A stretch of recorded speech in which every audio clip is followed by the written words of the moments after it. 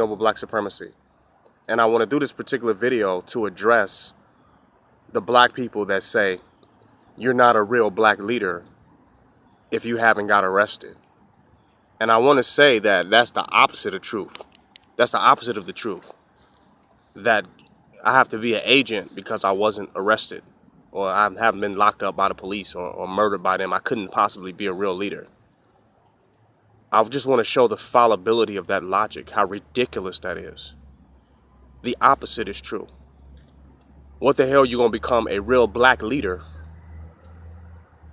to have real sovereignty and to come in power to fucking be arrested for? Why come into power to be arrested? The purpose of coming into power is to be able to not only not be arrested, but even to be able to get into a position where you can stop others from being arrested and pull them under your immunity and your sovereignty, like a real sovereign nation or a sovereign state. So you niggas that's talking about because somebody haven't been arrested, they're not a real leader. You all have a self-defeatist attitude, a self-fulfilling prophecy of failure. That just makes absolutely no sense. That means that you can only associate black leadership with failure and embarrassment and humiliation. The purpose of becoming a black leader is to become a ruler. To rule, to come into motherfucking power. That's the purpose of it. Not to get locked up, get arrested, get on death row.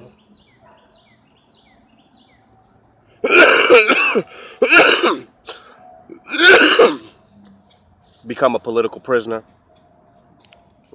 I mean, come on. That's not why somebody would want to become a black leader, which is why a lot of people don't, because they fear these scenarios.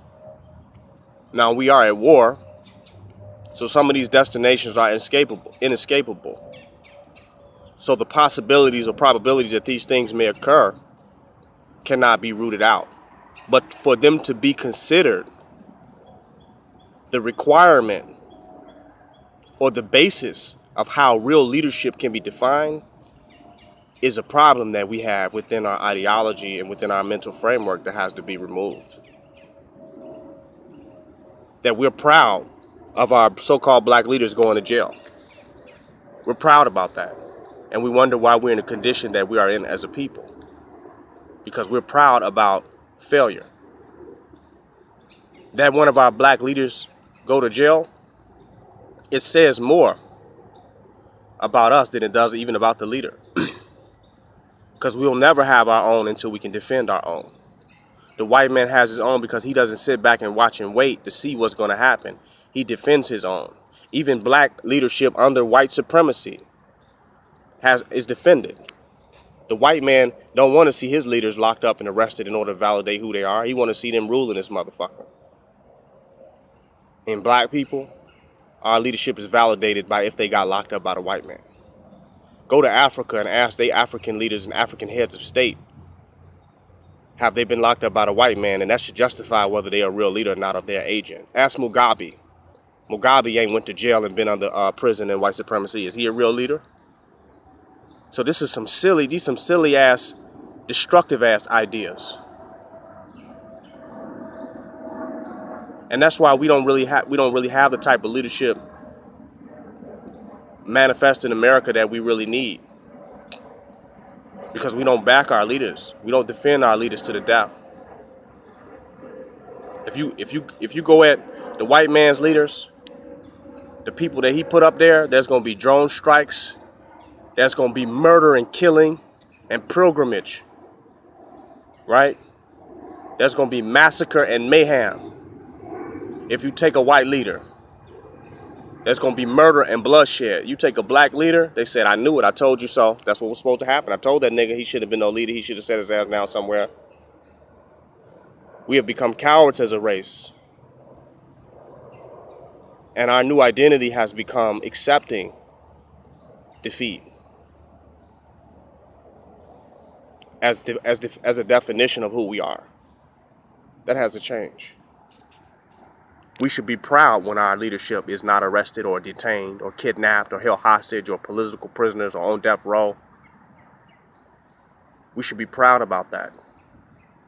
Because that means somebody, some fucking where is doing something right. And that we are actually amassing some type of power to defend ourselves against white supremacy and the enemies at hand, against our nation. That means something is fucking going right. But if I don't go to jail or get locked up and be under the white man, I must be an agent. Y'all believe the white man is that damn powerful.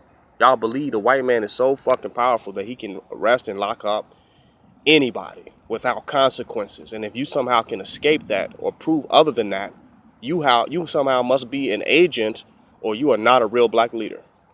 That means all of our real black leaders are those that are in jail.